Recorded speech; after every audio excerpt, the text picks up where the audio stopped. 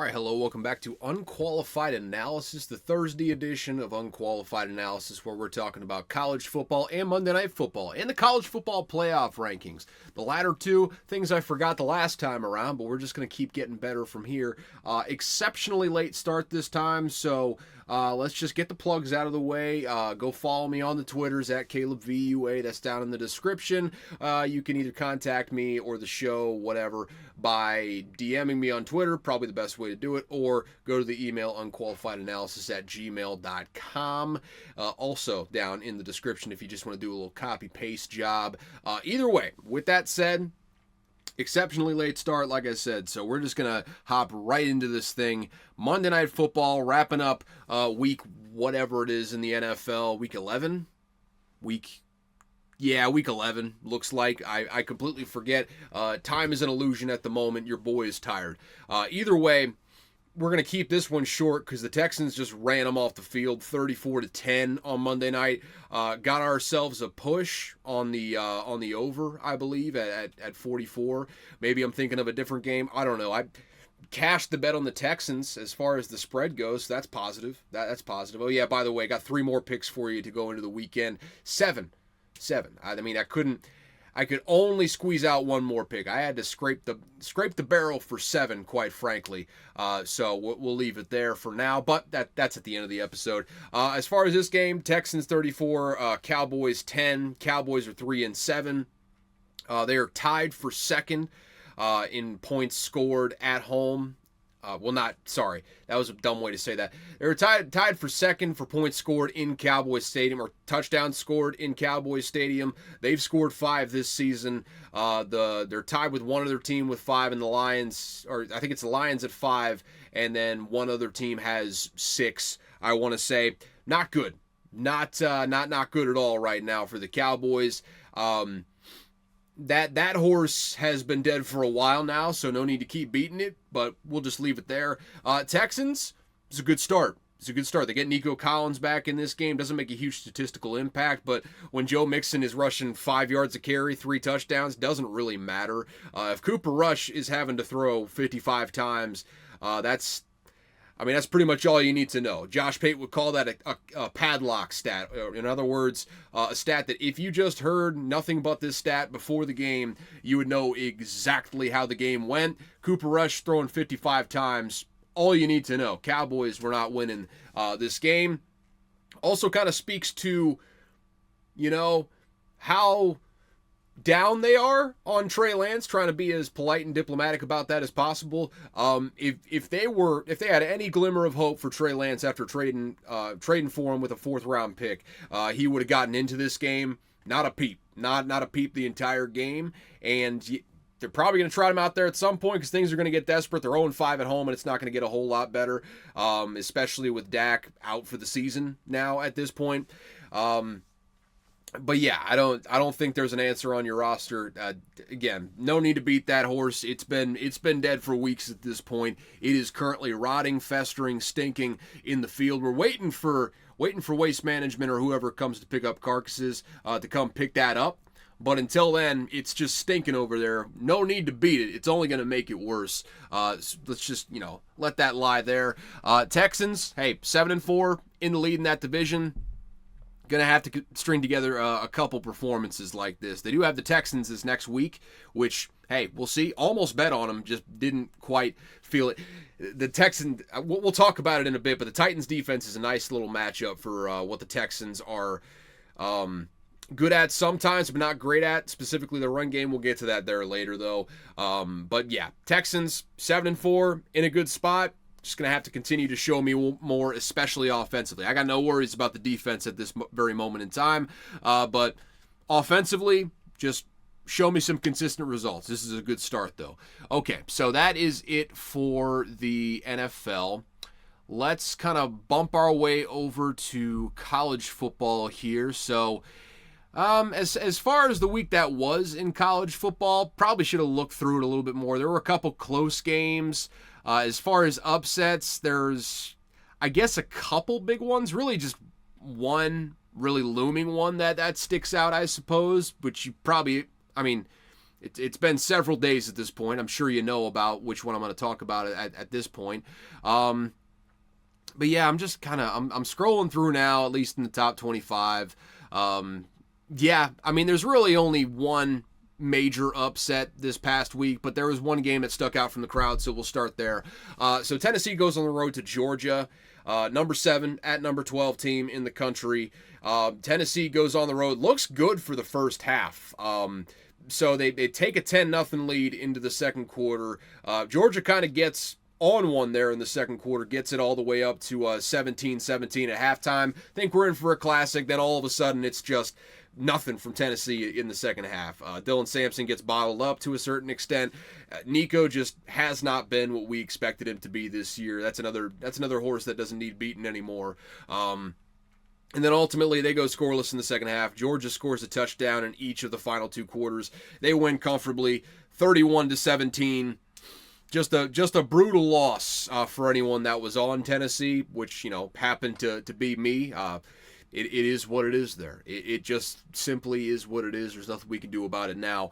But I mean, good win for Georgia. 8-2 now.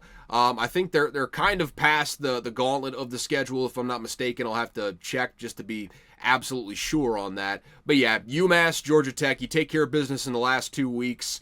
We'll see if you make the SEC title. I think they might have an outside shot at this point. I guess if things will probably get interesting if Texas A&M loses. They're third in the SEC right now, so it's not out of the question that they go to the SEC championship. But at this point, I mean, hey, even if they don't go to the SEC championship, and hell, it's maybe advantageous if they don't go to the SEC championship game, they still have a resume that'll most likely get them in the playoff. Not just the resume, they have the brand that'll likely get them in the playoffs as well. Let's just call it like it is. This is a committee of humans. There's benefits and drawbacks to that. Obviously, there's benefits and drawbacks to the computer model as well with the BCS. I think everyone pretty much agrees at this point that the human model is a little bit more favorable, but it does come with the human biases, drawbacks, and the corporate motivations. You're just not going to convince me that doesn't factor into it. So that's all to say, if Georgia takes care of business from here on out, hell, even if they lose in the SEC championship game, committee probably still puts them in. Likely catastrophic consequences if they don't, just based on the fact that the SEC and the Big Ten have all the power. And I'm sure you've heard this theory. Less a theory, more just like an unconfirmed fact at this point, which is, you could call that a theory, but it's all but been acknowledged in public. Like, if things don't go favorably, what is going on here, man? I'm just trying to get rid of an ad. But yeah, if things don't go favorably for the SEC and the Big Ten, if they feel like some of their teams get screwed out of it, they hold the cards over the rest of the school's heads to just say, okay, we tried, but we're leaving. We're getting out of major college football. Well, we're getting out of the NCAA's grip, and we're just going to go at our own route. And you know what? If you want to come along, maybe there's not room for you. We kind of like the mix of teams we've got. So that they've got that card to play over their head. And again, that is all to say, I think Georgia's kind of in no matter what, if for no other reason than the political behind-the-scenes reasons of just other conferences wanting to keep it all together when it's all said and done. So yeah, I just think they're probably fine at this point. Obviously, got to take care of business. You obviously can't lose to UMass. You definitely can't lose to Georgia Tech either, but you take care of business throughout the regular season, you should be fine as far as playoffs are concerned. For Tennessee, I kind of think along similar lines. The offense obviously didn't show up in this one. Tough road environment in Sanford Stadium. That place, for some of the lesser opponents, if you will, maybe that place isn't popping as much. In a game like this against Tennessee, that crowd's bearing down on you. They show up for the games that matter. They're just spoiled with success, so sometimes it takes them a little bit of coaxing to get them in the stadium from time to time. I'm not casting aspersions. These are just facts. Alabama's got the same problem because they, product of immense and never-ending success over the course of, much longer than Georgia, frankly. So it's it's endemic to the success that you've had. Now, again, benefits and drawbacks to everything. There's not a perfect solution in the world. Essentially, we all live in shades of gray, I suppose is the best way to put that. But yeah, for this game, Tennessee going into a tough road environment, you simply expect more from the offense in the second half. But ultimately, 2 losses. Let's schedule a look at them as well. Seems only right. So they got UTEP and Vanderbilt. Again, you take care of business down the stretch this year, and you should be fine. As far as the SEC championship, kind of an outside shot. I simply do not know what the tie-breaking scenario is in the SEC right now, because there's currently, let me count them up here real quick. We got 1, 2, 3, 4, 5, 6 teams in the SEC at 2 losses or better in the conference. So got a bit of a logjam up top, and Texas and Texas A&M do play each other down the stretch of the season. I don't believe any of these other teams play each other again this year. So this could get interesting, especially if Texas A&M wins. I simply don't know who goes to the SEC championship. I think it's probably an easy one to look up. I think it's probably the most popular scenario that people are Googling at the moment. Part of the reason why I'm staying away from that Kentucky game this weekend, but we'll talk about that when we talk about it. I simply don't know. It's an absolute logjam in the SEC this year. It's a stacked conference, and then, you get Mississippi State at the bottom. But outside of that, stacked conference, there's a couple bad teams, but there's no just abjectly terrible teams outside of Mississippi State in the SEC. So you're going to have this. I mean, we got 6 teams with 2 losses or better. I mean, there's 5 teams at 2 losses and Texas at 1. And honestly, if Texas loses another game, they're probably out of the playoffs. But that's a different discussion for a different day.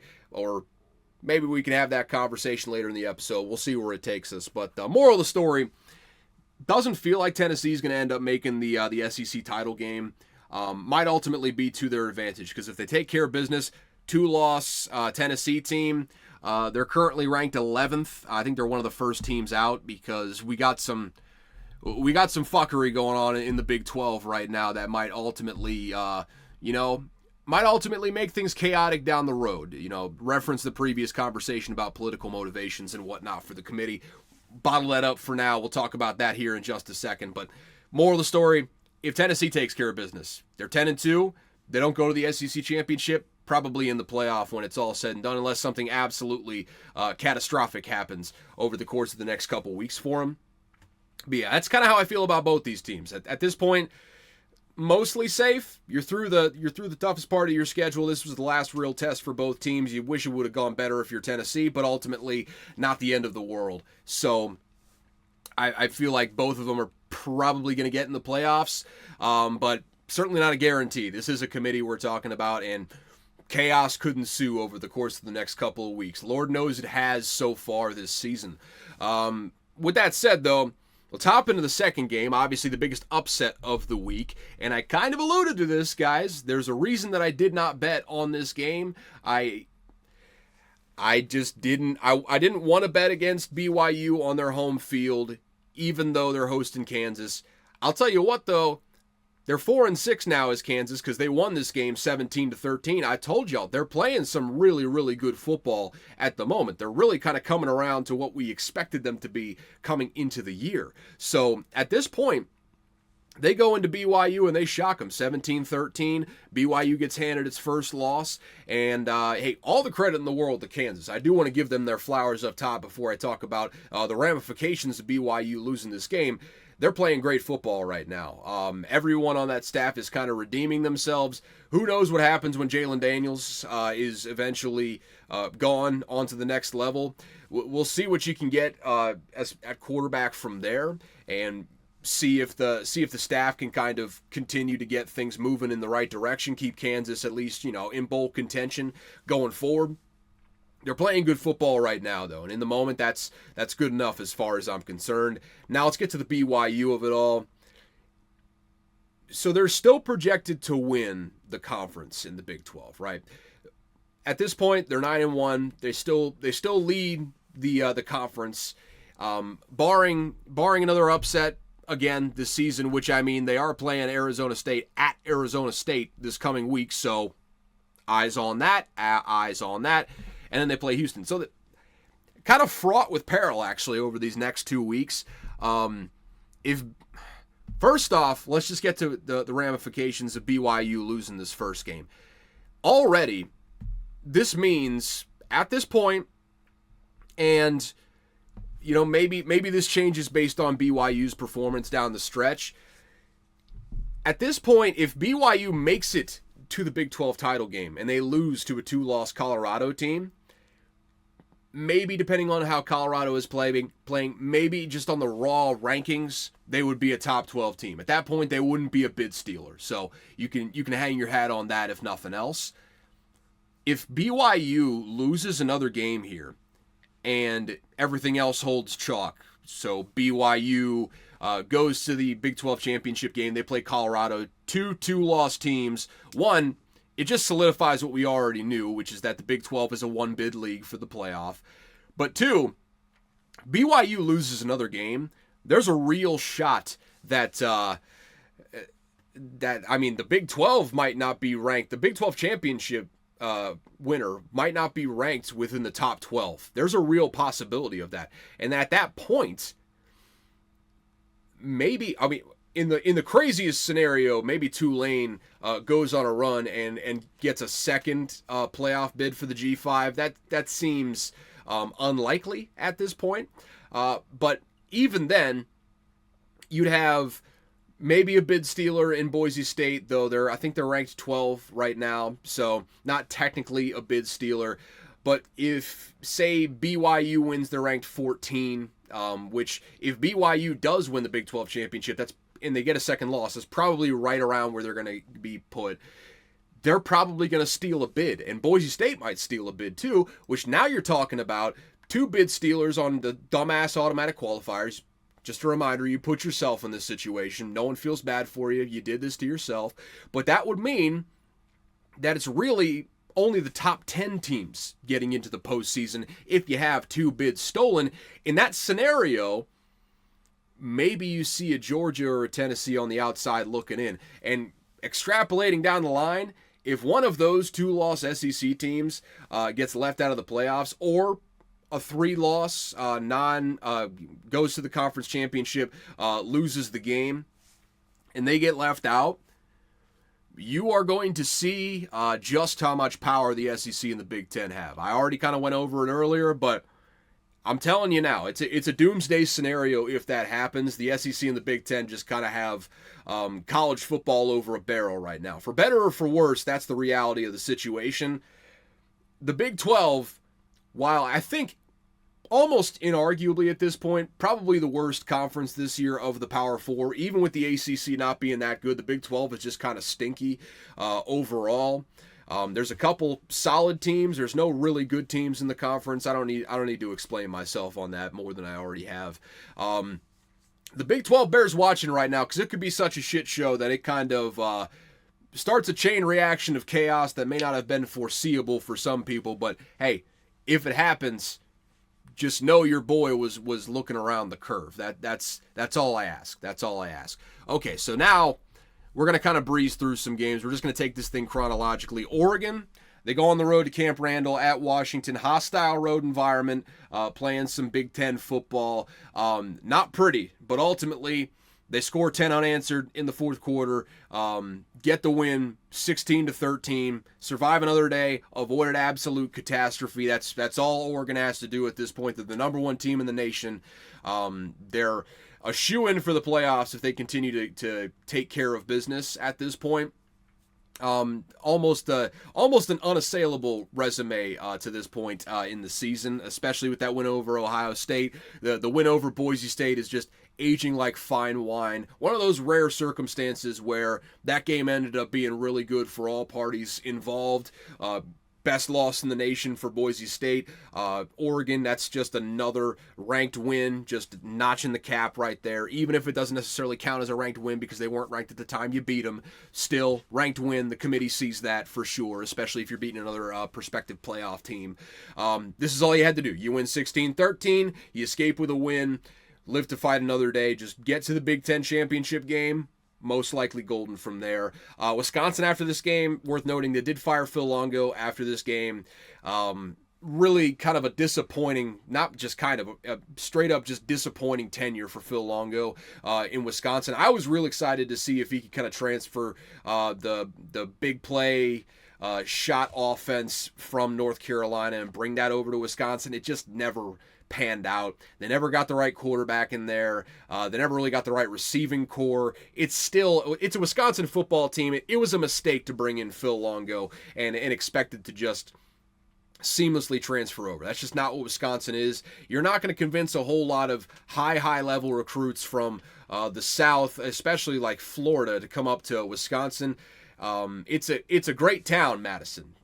Don't get me wrong at all. It's a great college town, but that weather is going to be a tough sell for some of those Southern recruits. This was always kind of the thing. You're built as a program with the natural recruiting base you have to run the damn football. That's exactly what they should be doing. You hate to see it. I know Phil Longo is going to land on his feet. He's a good offensive coordinator, just not a very good fit. Worth a try at the very least, but now it's winning time. I expect Luke Fickell to go pretty hard in the other direction. Someone that's very good at running the offense. And right now, if I got an open offensive coordinator job, I'm just saying it, Brendan Marion is my first call. Offensive coordinator at UNLV. You know him as the pioneer of the go-go offense that's currently just ripping up the G5 at the moment. That's the guy I'm going after if I'm going after someone. That's a good mix of it's option, run heavy, but big shot plays, kind of exactly what you were looking for if you're Luke Fickell. Gonna have a lot of suitors this offseason. I have a hard time seeing Brendan Marion staying at UNLV another year at this point, unless he's really just dead set on, I'm not leaving until I get a head coaching offer somewhere, which that also might be in the offing this offseason. Brendan Marion is probably the hottest name, I would say, outside of the Power 4 conferences to watch in the coaching ranks this offseason, because, like I said, I have a hard time seeing him stay at UNLV. He's just entirely too good. But that's the first call. If I'm Wisconsin, I'm back channeling right now. I back channeled after the game was over on Saturday immediately to Brendan Marion's people and asked him what the vibes were as far as coming up to Wisconsin to coordinate some offense. So that's, hey, one to watch right there. We'll keep it moving though. Ohio State takes care of business against Northwestern, 31-7 in this game. Hey, that they did what they need to do. Big matchup coming up against Indiana. That line is already moved in Ohio State's favor, so we know how Vegas feels about that one. But just keep taking care of business. If you lose another game, might not be end of the world, but hey, there is still that, need I remind everyone, there is still that competitive pressure hanging over Ryan Day's head. The guillotine is just, hey, not as far away as you may expect for Ryan Day. Not in the literal sense, but obviously as far as his job is concerned, you don't want to be comfortable. You want to win every single one of these games left on your schedule. Win the Big Ten, you're probably safe. Short of that, no guarantees. No guarantees after this season. Texas at Arkansas. Texas takes care of business. 20-10 over Arkansas. They are... They're 9-1 at this point. They're top 5 in the country. I think they're still holding steady at number 3 right now. It's a tough road environment. I kind of understand. Arkansas always gets up for big games like this. It's a top-notch sort of home environment. So I can see where you would slip up in this sort of circumstance. But it does go to show, though, this is not the same Texas team that we had last year. It's just not the same team at all, really. I mean, it's still a really, really good team. Don't get me wrong, but they're just not as good as they were last year, and that's pretty evident at this point in the season for various reasons. They're just not quite at that level that they were last year. Still very good, but ultimately, they're going to have to win out, quite frankly. They're going to have to win out in the regular season at the very least. They have to get to the SEC championship game. If they get to the SEC championship game, they're golden. They're probably fine. If they catch another loss in the regular season, their resume is just simply not going to be good enough. Even at 10-2, their resume is just not going to be good enough. And I think even the powers that be in the SEC, I mean, they wouldn't like it. Don't get me wrong. They still might use it as a reason to kind of usurp the powers that be after the season. But if Texas catches another loss, I mean, the resume is just not good enough. If we're going to leave Indiana out with one loss, if they lose this game this upcoming weekend, we can't just look at Texas and just be like, yeah, we'll put them in with 2 losses. The resume is not good enough. They don't have marquee wins on the schedule right now. Their only opportunity left on the schedule at the moment is to beat Texas A&M, which they're going on the road. If they get that win, that's a blue chip win, and they're probably good to go from there. But that's certainly no guarantee going into Kyle Field. It's one of the best environments in all of college football, and it has humbled many opponents before. It'll humble many opponents in the future.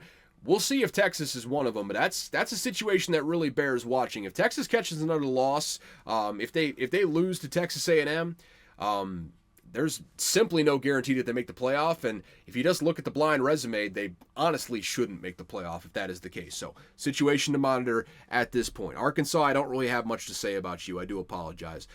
Penn State beat Purdue 49-10. Purdue is god-awful. They have 1 win this season. They are somehow worse than Mississippi State, which is a real accomplishment.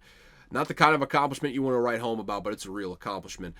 Notre Dame beat Virginia 35-14. Again, Notre Dame keeps taking care of business. They got another potential resume builder up on the schedule this week with Army. They dominated Navy last time around, but I don't think Navy is quite the team that Army is. Interesting one to watch this weekend. Not betting on it because military academies are weird, and I struggle to bet them against really good teams, but hey, that could be a fun one this weekend. Could be a real fun one. Definitely bears watching. Alabama beat Mercer 52-7. I believe they still covered the spread, unless I think the spread might have, it was somewhere in the 40s. I know that much. I can't remember if it was 45, 49, but yeah, Bama beat a bad team. Good for them. I suppose if they keep winning, they're also probably in the playoff at this point. Beat Boise State.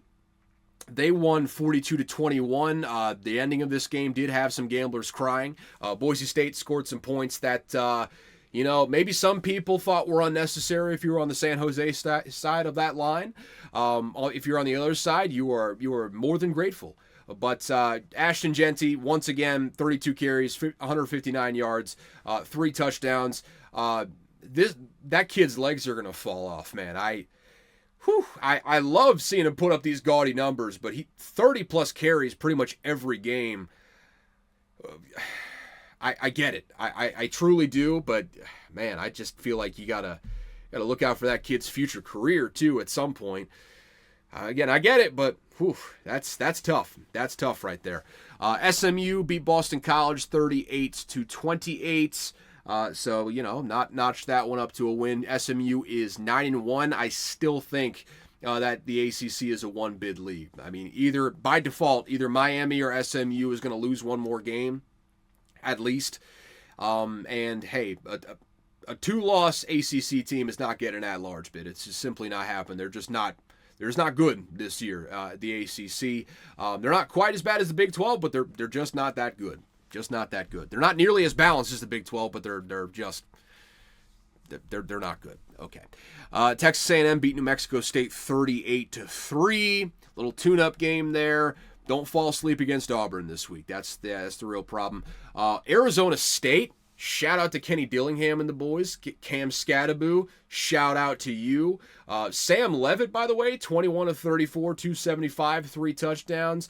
Scored all the touchdowns. Accounted for all the touchdowns, actually, in this game for Arizona State. And Arizona State gets the win on the road at Kansas State, 24-14. Kansas State, not all that good. Arizona State, though, hey, sneaky. They could really upend the apple cart here if they beat BYU this upcoming week. They're 8-2. They got a real opportunity at home.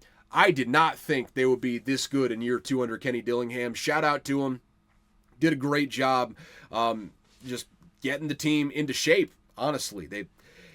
Kenny Dillingham, hats off to him. He's probably the coach of the year in college football. They're performing. They've already, just smashed the over-under on the win total for him. So good for the guys over there. Good for the kids, especially with an alumni head coach. That about as good as you can ask for right there. That's good stuff. That's real good stuff. Colorado continues to take care of business. They win 49-24 over Utah. I mean, Shedeur Sanders, 340, 3 touchdowns. He's the best quarterback in college football right now. And I don't know.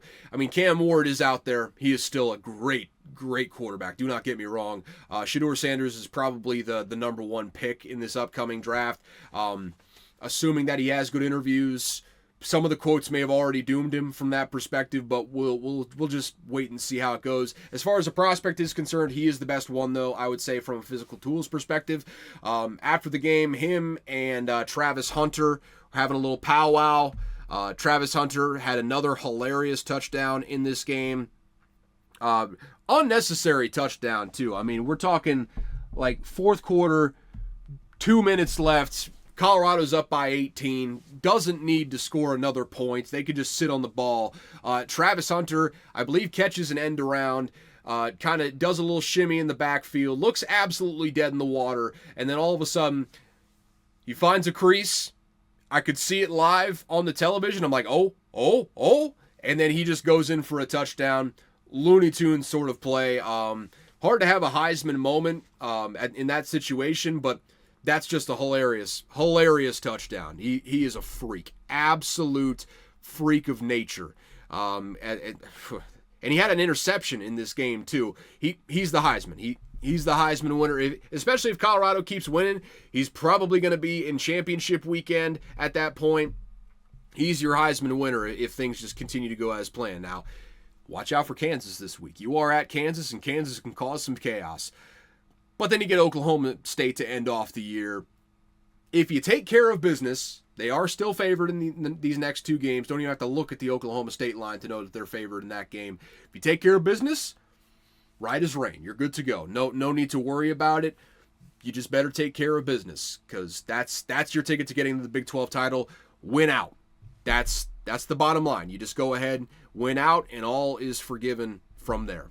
Okay, so moving on from there, Utah stinks, by the way. I hope they get a good quarterback in there. Isaac Wilson just ain't it. He's like his brother, but less athletic, which is just like he's already doing the types of throws that his brother did in the NFL, but he's doing them in college. Not a good sign.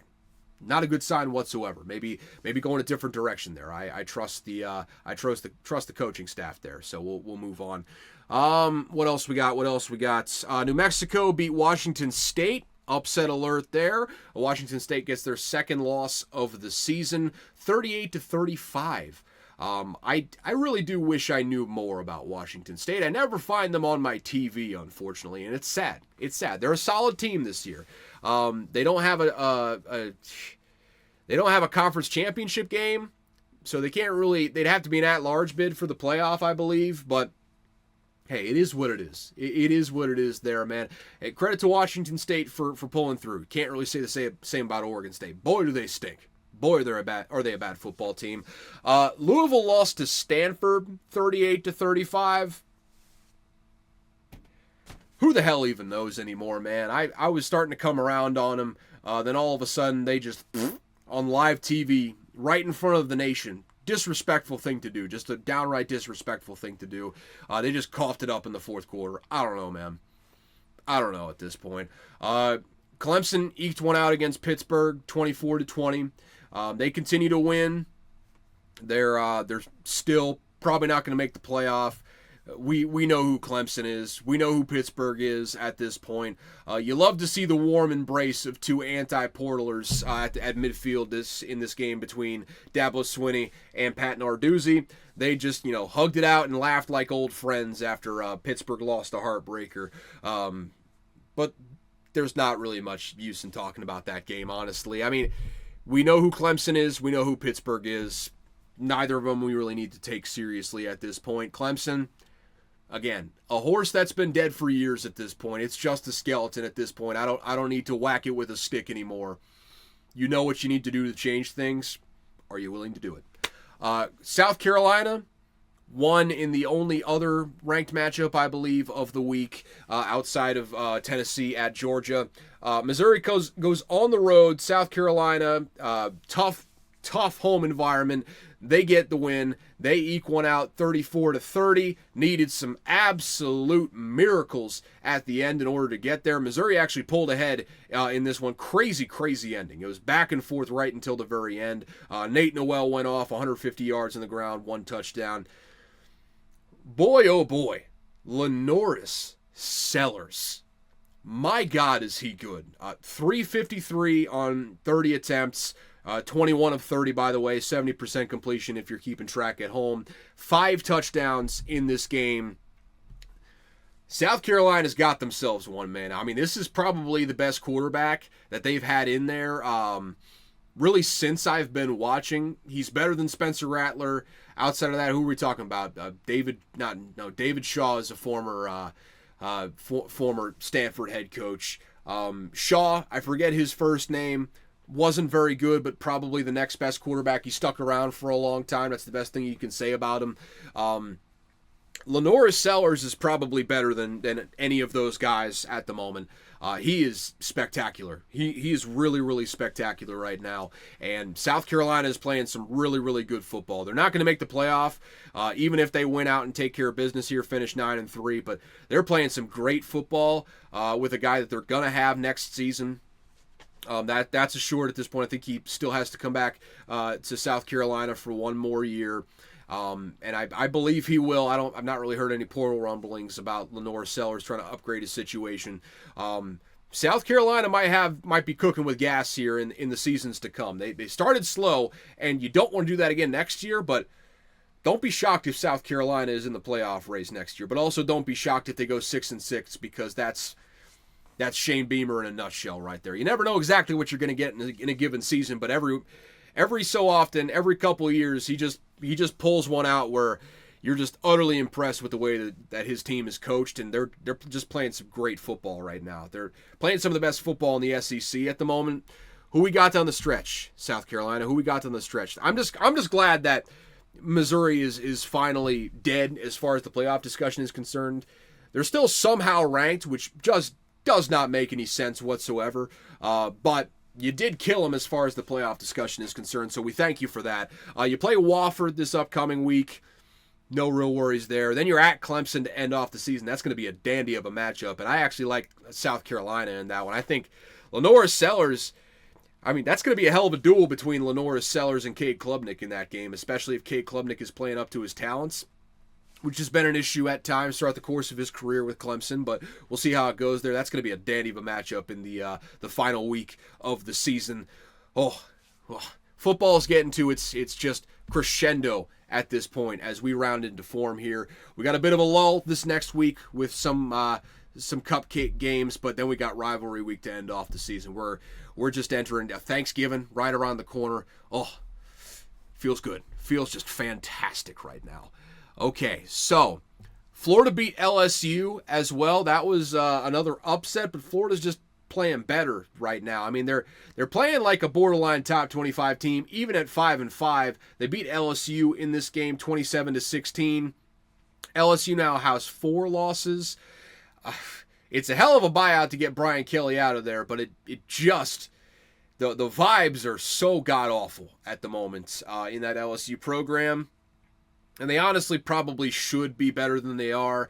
You can say that the players aren't, up to snuff to compete. Who's responsible for bringing in the players? Brian Kelly. Just saying right now that's the guy that this all kind of hangs on. I expected more in year 3 in this program. You should be doing better than Garrett Nussmeier. Now, I understand they've got 5-star true freshman coming in next year. Bryce Underwood, number 1 player in the nation by a lot of recruiting sites metrics. So that's something you got coming down the pipe. That's something that you can kind of hang your hat on going forward. But I don't know, man. This is a turbulent situation in LSU right now. I think ultimately Brian Kelly survives, but not going to be shocked if he doesn't get retained after this season and they pay a massive buyout to get him out of there. Florida, though, hey, they're playing some good football. They can get the bowl eligibility still. I believe they still have Florida State on the schedule. Yep, last week of the season they have Florida State. They got an opportunity to just take a gnarly, stinky asparagus piss in Ole Miss's Cheerios this coming week, and boy, do I hope so. Noon game, playing them in the swamp. Oh, I don't. This was almost a bet. Florida was almost a bet this week. That they're getting 10 right now at home against Ole Miss. But just do it. Do it for America. Do it for the Mississippi State fans. This is all we can ask for at this point. This is it. This is what we're working with right now. Just help me help you. Just help me help you. That's the main thing right now. I don't know how we're gonna help each other, but you could help me for sure. And then Tulane, they just beat the hell out of Navy, 35-0. Navy now has got 3 losses. Tulane, 2 losses. So probably not going to get an at-large bid in the playoffs. Automatic bid, maybe. We'll see. If Boise State loses another game, it gets a little bit interesting. But Tulane's playing great football right now. They're playing some real inspired football. Impressive win versus Navy. They could go far this year. They could go far. I don't know. I know an embarrassing little about them, but they could go far this year. Run-heavy football team. Good football team, good defense, 7-0 in conference, in the American. Probably on a collision course with Army at this point in the conference championship. Bears watching. They could be a chaotic force as well down the stretch. So, Bears looking after for a little bit. Okay, so let's go around the conferences here. Anything we missed in the ACC? Syracuse beat Cal. They're 7-3. Coach Fran Brown allowed himself to shower. I'm sure his wife is thanking the Lord, sweet Lord above this week. You get the win, 7-3. Solid first year so far for Fran Brown and co. In Syracuse. They're doing good things over there. North Carolina, they're bowl eligible. They beat Wake Forest 31-24.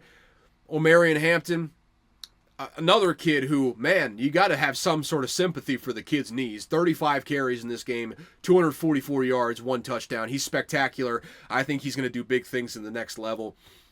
Especially North Carolina, though. At some point, you got to look out for the kid's future career earnings. Getting 35 carries for a 6-4 North Carolina team is doing him no good whatsoever. Obviously, seems like too good of a kid at this point to just sit out the rest of the year. But, man, I'm sure you got good backs behind Hampton. You got to do something for him. He is spectacular, though. He doesn't get the shine because Ashton Genty's doing crazy stuff this year, and he's on a bad North Carolina team. But O'Marion Hampton is really, really good. He's a great football player. That's pretty much it for the ACC, though. Big 12, what are we looking at here? I'm sure we got some unranked matchups in the Big 12. Yes. The final pick that I handed out, Houston. Boy, did they never show up to the game here. 27-3, Arizona beat them. Just bad. Just stinky stuff. Kevin Barbay reared his ugly head once again, and you just don't want to see that. You just don't want to see it. But yeah, Arizona, good for you. Still a huge disappointment this year. Tet McMillan, that's the one bright spot you got, and you better enjoy it while you got him because you got him for 2 more games. That's it. 2 more games. He ain't playing in any bowl that you go to. Okay, so Baylor is at West Virginia. They won 49-35. Baylor, bowl eligible, man. Looks like old Dave Aranda might keep his job for another year. Hey, shout out former Mississippi State Bulldog Sawyer Robertson, one of the last recruits that Mike Leach brought in. 3 touchdowns, 329 yards passing, 26-36. Solid performance from the former Bulldog there. Shout out to him. But that's pretty much all there. Iowa State gets off the schneid. They win versus Cincinnati, 34-17. Still pretty much fumbled the bag. All you're playing for is bowl seating at this point for whatever that happens to be worth at this point in the college football pantheon, history, whatever you want to call it. That's pretty much it for the Big 12. What else we got? Big 10. Big 10. Anything going on in the Big 10 this past week? Washington beat UCLA 31-19. They take care of business there, so good for them. 6-5. They're bowl eligible.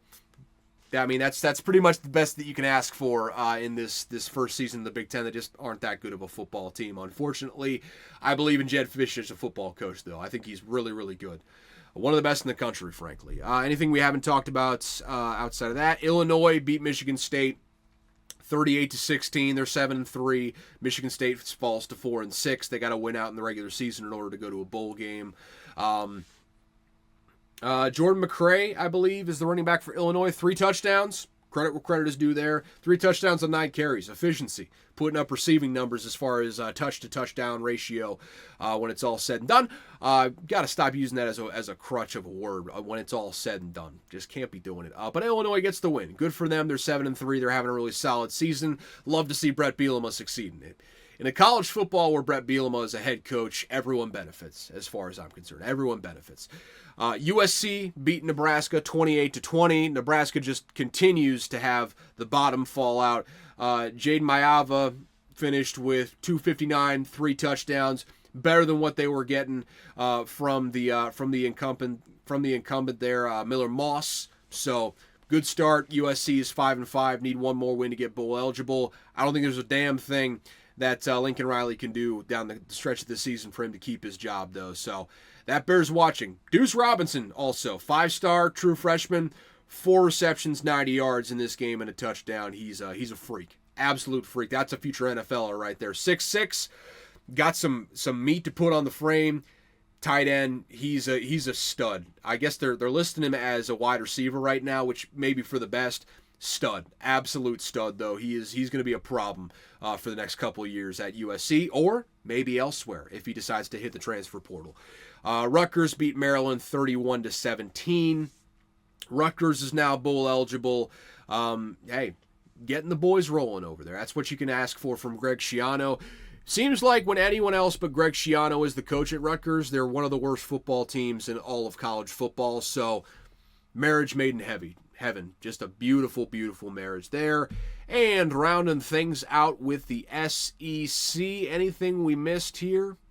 Auburn beat UNL Monroe. They knocked that paint can right over. Good for them, 48-14.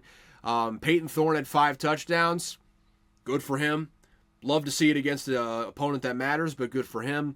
And also Kentucky beat Murray State, who is 1-10. My goodness, they're real bad. 48-6. Brock Vandegrift. Who cares?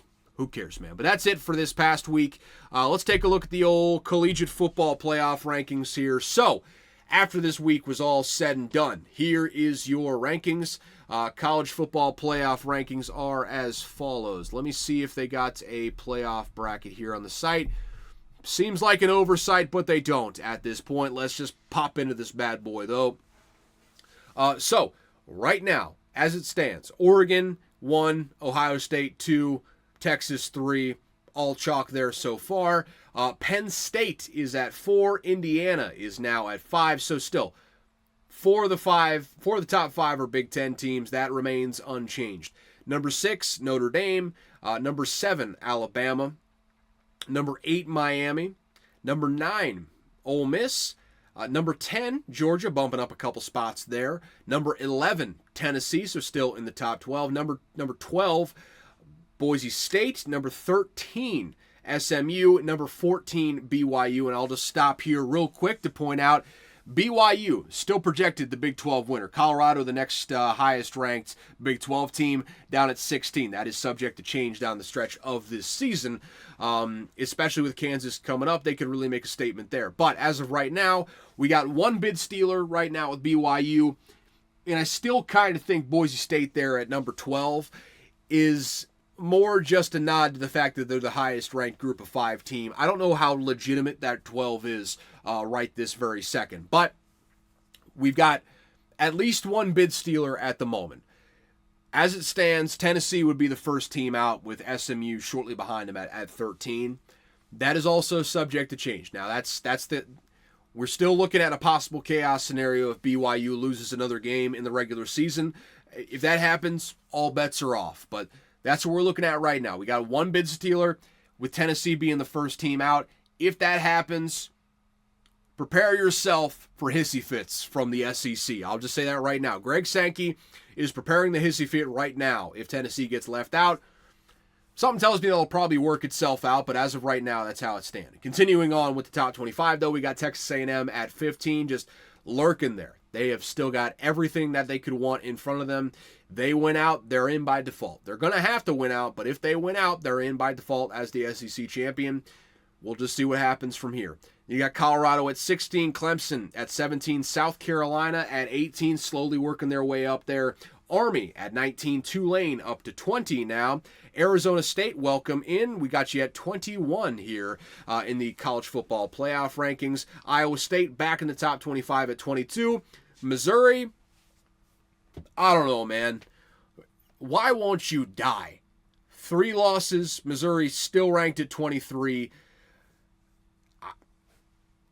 I don't know, man. That it doesn't make any sense to me at this point. I have no idea why Missouri is still ranked. UNLV back in the rankings at 24 now. They're kind of lurking in the background too. With 2 losses, almost certainly out of it unless you win the conference, but they're just lurking in the background at the moment.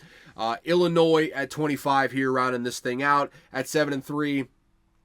I don't think Illinois is that good, but I certainly think they're better than Missouri. So, I mean, maybe Missouri is just the albatross to kind of get away with getting Illinois in there at 5. I don't know. To me, it looks like you got one SEC team and one Big Ten team in there at the end in the last 3 to kind of, throw a bone to the big time power conferences there, give them an extra team in the rankings, make them feel all warm and fuzzy inside. And UNLV seems like a bit of a bone to throw to the G5. I mean, that's just probably just me being cynical, but that's the way I view that. But there's your top 25 right there, subject to change. Very fluid situation in the top 12 right now. That's going to be a discussion right till the very end. And if BYU loses another game, I can't stress it enough, all bets are off. Full chaos scenario in play. Lord forbid if Boise State loses another game or we get some other group of 5 team. If the group of 5 just kind of the bottom falls out, all bets are off because we're going to have 2 bids stolen at that point. So chaos is just lurking around the corner. That's all I'm saying. Chaos is right around the corner at any given moment in time. With that said, let's kind of roll this thing forward and get you on moving in to next week. So, clicked on the wrong thing. My bad. But ultimately worked out for me. We got the upcoming week of college football coming at you. First and foremost, let's add in the NFL bets that I added. So, yeah, it looks like I just added 1. I'm adding the other 3 in the college football rankings, or the college football ranks here. But the one from the NFL, we'll get that out of the way. Broncos -6. That was one I kind of had to scrape the bottom of the barrel for, but they're at the Raiders. I just feel like they're playing much better football than the Raiders right now. And I know there's some weird, interdivisional dynamics going on there with this game that maybe the Raiders can keep it closer than some may expect. But the Raiders are an awful football team at the moment, and the Broncos are seemingly getting better every week. Lord help me, but I think I believe in Bo Nix right now, which is that's a dangerous phrase to utter because just feels like there might be something bad coming for you around the corner. But I just believe in Bo Nix right now, so Broncos -7. That being said, the rest of them are in college football, so let's crack this bad boy open. So we got UNLV at San Jose State on Friday night, late game on Friday night. That's a real treat for people who keep just ungodly hours on the weekend like your boy. I might be watching that one if it ends up being a good game. We'll see how it all works out. But 61.5 the over. It's a fun over. It's real tempting. It's a real tempting fun over. Staying away from it officially. Might put a sprinkle on it here on Friday night. I'll get back to y'all on that. Probably won't. Maybe we'll hit on it on Tuesday, but probably won't. Worth a look-see, if nothing else. Worth a look-see. That's a fun over right there. That's a fun over. We got the big one this week. Indiana at Ohio State. Already picked them at 12.5. As a man of honor, I'm sticking with 12.5, but also as a responsible show host and someone that wants to see my fellow gamblers succeed here, responsibly, of course. That number has moved a whole point in Ohio State's favor. So you can get Indiana at plus 13.5 now. I just feel like somehow, some way they're going to keep this game close. Outmatched from a talent perspective. Not faced a real challenge all year, and the first time they faced a big one was, well, not even really a big one, but a mild challenge with Michigan, and they didn't really play well in that game. The chips are stacked against them, don't get me wrong, but I just feel like Indiana's going to keep that game close. I need this game to be good. Also, if Curt Cignetti keeps this game close, or Lord forbid he wins, might as well just start looking at houses in Columbus, because that's Ohio State's new head coach next year, unless Ryan Day wins you a national championship. Big game. Big game. Big in a lot of ways. Big noon kickoffs on my shit list. Really, the old-ass donors who don't feel like staying up late and watching a night game for Ohio State, they're on my shit list because they have entirely too many noon games. This game should be at night. It just should. There's no way this game should be getting played at noon on a Saturday. It's an abomination. It's a real abomination. You can have one of these every once in a while, but come on. First the Penn State game, now the Indiana game. It's egregious. It's egregious. It shouldn't be at noon, but we'll move on from there. Wake Forest is at Miami. Miami favored by 24. I just don't trust Miami at all. Over-unders at 64.5, just too rich for my blood. So we're staying away from it altogether. Ole Miss at Florida. Heavy lean to Florida at the plus 10.5 right now. I do think that they're going to keep this game close and maybe even win this one, which would just delight me to no end. But I'm not ready. I'm not ready right now. I like Florida with DJ Lagway at quarterback, but man, I'm just not ready to officially pick them on the show. So I'm staying away. I need a little refresher on what the picks are. Okay, yeah, we'll get to all these in good times. In good time. Won't be long now. SMU's at Virginia. SMU favored by 9.5. Slightly into SMU, but I've been betting too many long favorites on the road. I just don't feel good about betting that one. Virginia's not played bad either. They're a solidly, feisty, average football team, so I'm staying away from that one. Over under 57.5. I just don't know enough about either of those teams to bet that over, but I know SMU can score some points, so take that for what you will, I suppose. Illinois is favored by 1 at Rutgers. Slightly into Illinois, but it's a fairly evenly matched matchup. I think this is just going to be a rock fight. The real lean is on the under at 47.5. I feel like that one has a good chance of cashing, but no real bet in that game. Georgia's hosting Massachusetts, UMass, some may call them. They're favored by 42. UMass lost to Mississippi State. What are we even talking about here? UTEP is at Tennessee. Again, what are we even talking about here? It's a 41.5 point line. This doesn't even bear mentioning. Kentucky is at Texas. Texas favored by 20.5. Slightly into Texas, but we've seen Kentucky muck up some games in games that they were not expected to keep it close. Staying away from that one. I don't necessarily trust Texas. They've been up and down all season. Favorable home environment. Definitely lean Texas, but not hard enough to ultimately bet them when it's all said and done. Use that damn phrase again. Damn it. Penn State is on the road at Minnesota. I think this line has continued to move in Penn State's favor. They're minus 12.5 point favorites at the moment. Lean to Penn State. Just didn't quite move me enough to bet it. But definitely lean to Penn State. They're just a better football team. Ultimately, I think they're going to walk to a playoff spot because I don't think they're going to the conference championship game. Almost impossible for them to go at this point. They're going to probably finish the regular season with 1 loss. They're almost a shoo-in at the playoff at this point. So lean them at 12.5. That's the moral of the story.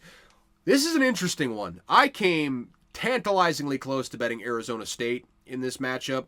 But number 14 BYU's on the road at Arizona State. 3:30 matchup. So 1:30 in Mountain Time if you're doing the quick math there. Arizona State favored by 3. Arizona State's just playing some really good football right now. And BYU's benefited from a bit of a soft schedule, a weird game with Kansas where they blew them out and still lost in a lot of major statistical categories. Kind of skating off of that, but we've seen Kansas State's not that good of a football team. I want to bet Arizona State so bad, so bad in this game. I just couldn't quite bring myself to do it. The heaviest of leans on Arizona State, but we're staying away from it. Over under 48.5. No feel on that one. We'll stay away. One over-under I did have a feel on is the next game that we're moving on here. Colorado, number 16 team in the nation, at Kansas. They're favored by 3. don't trust that line. I could very easily see Kansas winning this game, but I will say Kansas has been scoring some points now. We know what Colorado can do on offense. You're going to give me a 59.5 on the over-under. We're betting that, folks. That's another add to the slate. Colorado at Kansas, over 59.5. I feel good about that one. I just feel like both these teams are going to score some points. We could see some Big 12 magic and a real shootout down the stretch. That's what I'm hoping. That's what I'm aiming for at this point. We'll see if it happens, but that's the pick. 59.5, taking the over on that. The Citadel is at Clemson. They don't even have the line for this yet. Who cares? Wofford is at South Carolina. Another who cares special on that one. Missouri is at Mississippi State. Now, do not bet your hard-earned money on the Mississippi State Bulldogs. You're just signing yourself up for a life of pain. The get-in price for this Missouri at Mississippi State game is $4 at the moment. You can show up at the gate, slap a $5 on the table, and you will get admission to a big-time college football game featuring a ranked team. That's how bad things are in Starkville right now. I'll tell you what, though. If ever there was a spot to get the first and going to be only SEC win if they could pull it off, a bad Missouri team's not a bad spot to do it. Not a bad spot at all. I'm not saying Mississippi State is going to win this game. They're very alive for that 7.5 point cover. And look, man, if we're gonna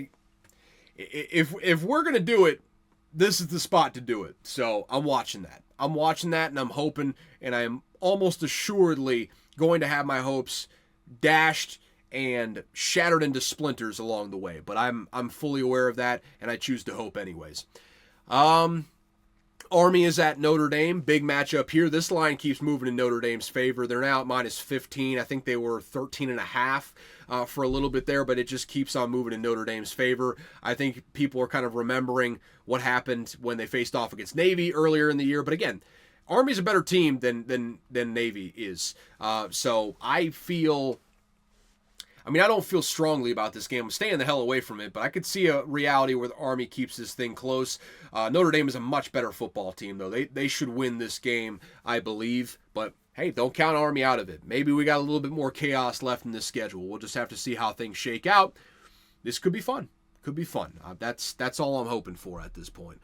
Boise State's at Wyoming. They're favored by 23. Wyoming's terrible. I guess I lean Boise State, but that's too long of a line for a road team. I'm staying away from that.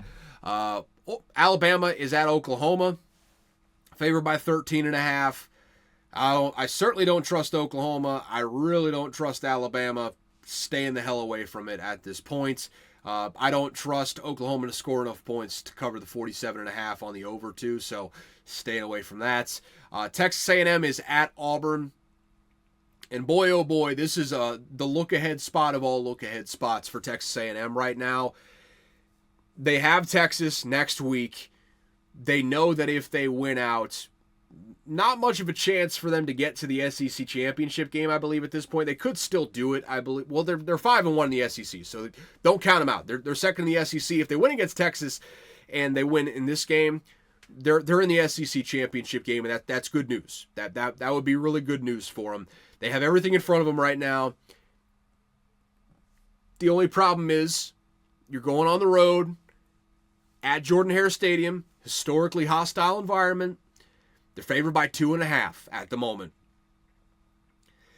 You better not look past this game, Texas A&M, because it could all come crumbling down for you just like that. And, hey, just watch it. Auburn, one win in the SEC. They've been terrible this year, but just watch them. Just watch them. That's all I'm saying. You cannot look past this game if you are Texas A&M. You simply cannot afford to.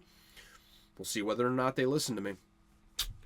You know, teams have been felled by not listening to me in the past. We'll see if they're one of them.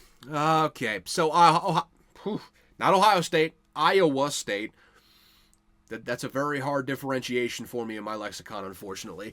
Iowa State is at Utah. Iowa State favored by 7.5. Just a rat line there, and I don't trust Iowa State right now. Almost did it again. Don't trust Iowa State right now.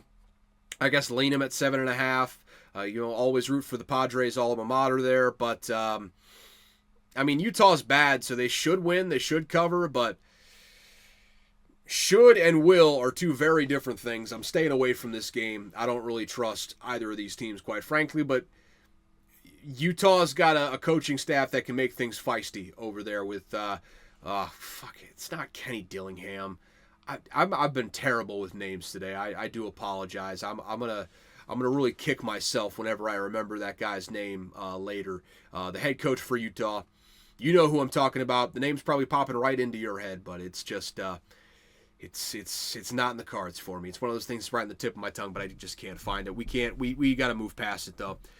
We have got to move past it. So let's just go around the Power 4 here real quick.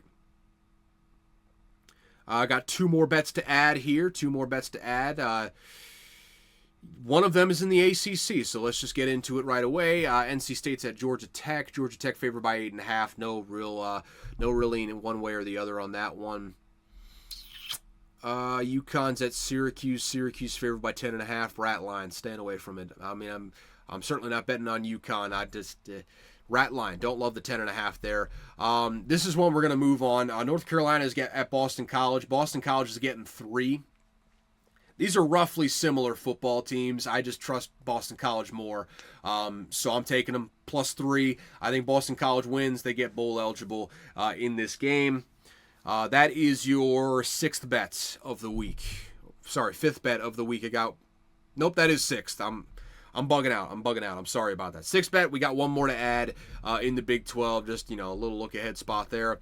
And in a game where someone has to win, Charleston Southern 1-10 is at Florida State 1-9. Someone's going to win this game. That's my best selling point for you. And to tell you just how bad things are at Mississippi State, the get-in price is $19 in Tallahassee this weekend compared to $4 in Starkville. Bad. Stinky stuff going on. Not even a line out for that game, so we'll move on from that. Stanford at Cal. Cal favored by 14.5.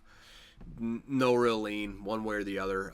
Louisville's favored by 8 at Pittsburgh. Lean to Pittsburgh, but not betting on that either. I don't think Pittsburgh is all that good. They just skated by on a really weak schedule to start the season. I think we can kind of definitively say that at this point. Virginia Tech at Duke. Virginia Tech favored by 3. I ain't betting on that game. That's all I got to say. I ain't betting on that game. I don't think either of those teams are all that good. Okay, so that's it for the ACC. Let's take a look at the old Big 12 here. So Arizona's on the road at TCU. This line just keeps moving in TCU's favor. It's 11.5 right now. I've seen it at 12.5 in some places. I expect it to keep on moving, or maybe just kind of stabilize there. I don't think either of these teams are very good, but it's a no bet for me. No bet for me, and I'll just leave it at that. This is a bet for me, and this will be the final bet that we're adding. Texas Tech is on the road at Oklahoma State. They're favored by 3.5, and we're taking them at 3.5. This is a short line, man, and Oklahoma State is dog shit, just utter trash. Texas Tech is playing some inspired football here of recent, so I think they win. I think they win big. Give me Texas Tech at 3.5 here. High over under at 67.5. Probably slightly into the under there, unless Texas Tech can score 50 by themselves. I think that's the only way you're getting that. And then Oklahoma State's still got to score 18 at that point. That's a wildly high over under that we've got going for us right now. UCF is at West Virginia. UCF favored by 3. I ain't betting on either of these teams. Staying the hell away from that. Baylor is at Houston. I guess lean to Houston, but I literally just got burned by them last week. I ain't going back to that well. Hey, Sawyer Robertson, 20 touchdowns, 4 interceptions this year. Shout out to the former Bulldog, man. Shout out to him. Then already talked about Iowa State, Utah. Cincinnati's at Kansas State. Kansas State favored by 9. I've been burned by Cincinnati here recently, so I'm staying away from them. But the lean will be to Cincinnati. Kansas State's just not a very good football team right now. Just not a very good football team. Okay, so that's it for the Big 12. Anything in the Big 10 we missed? Purdue at Michigan State. Michigan State favored by 13.5. I ain't betting my hard-earned money on Michigan State. Iowa's at Maryland. Iowa favored by 6.5. That's a long line for a pretty average Iowa team this year. I get Maryland's not very good, but that's a long line for a road favorite that's not been all that great this year in Iowa. Caleb Johnson, though, 20 touchdowns this year. There's a lot of really good backs in college football at the moment. Northwestern at Michigan. Michigan favored by 10.5. Just a no bet. That's the simplest way to put it. No bet. Wisconsin at Nebraska. We'll see what changes on offense for them. I think the hay's kind of in the barn with what you got right now. I expect a more run-heavy attack. Nebraska is favored by 2.5. I'm staying away from this game. The lean would be to Nebraska, but they've been wholly untrustworthy this year. Big disappointment for Nebraska this year. Big-time disappointment as far as I'm concerned. Year 3 under Rule, though. That's the pop year. And year 2 with Dylan Raiola as your starting quarterback. We'll see how it goes, but staying away from them as of right now. Then we got USC at UCLA, the nightcap. Gross, disgusting. Bad LA teams facing off against each other at the moment. At the 10:30 nightcap. After dark action. Used to be Pac-12. Probably should still be Pac-12. It's now Big Ten after dark. This is what we get from conference realignment. Thank you so much. I love it. But USC's favored by 4.5. Slightly into UCLA, but it's a no bet from me. That is it for the Big Ten. So we have got the SEC to round us out. Anyone we didn't hit. La Tex at Arkansas. Arkansas favored by 22. I guess slightly into Arkansas. That's a whole lot of points, though. I don't love that line. And then Vanderbilt's at LSU. This was almost a bet on Vanderbilt. I think there's a real give-up factor for LSU right now. That's very possible at the moment. If they lose to Vanderbilt, I don't know what's going to save Brian Kelly's job at that point. But slightly into Vanderbilt. No bet, though. It's just Death Valley at night for Vanderbilt. That's a tough 7.5 points for me to lay or to take. I don't know what you would term it as in gambling terms, but that's tough. That's tough. So that'll do it for the Power Four. So it for the preview. What are we doing on time at the moment?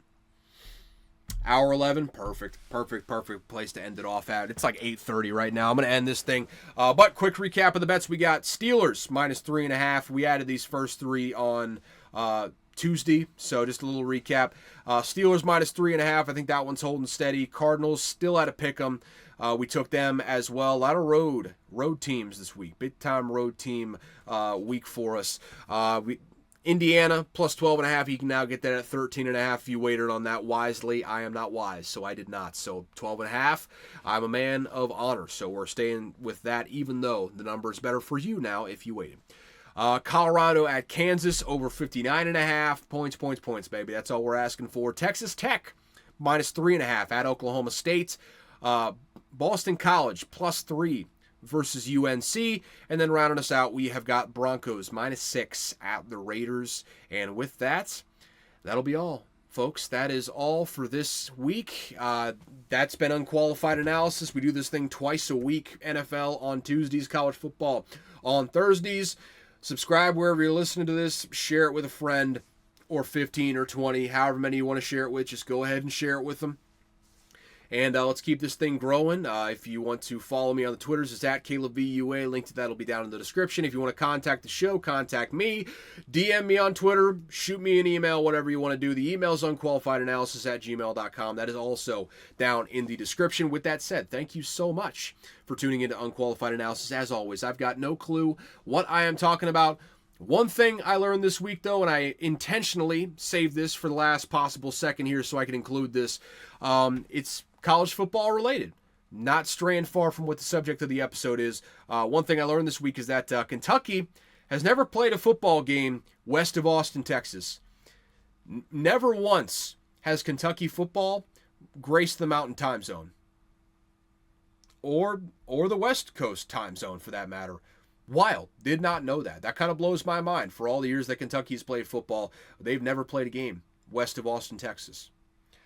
With that, though, I'm going to try and get this thing uploaded and done before 9 o'clock. Probably asking a lot there. But yeah, I'll see y'all on Tuesday. Y'all have a good weekend. Enjoy the football this weekend, folks. We got to savor these moments while we can, because college football is careening towards the finish at this point. It's very exciting. But enjoy the football. We'll reconvene on Tuesday to recap the NFL slate. But until then, see y'all later.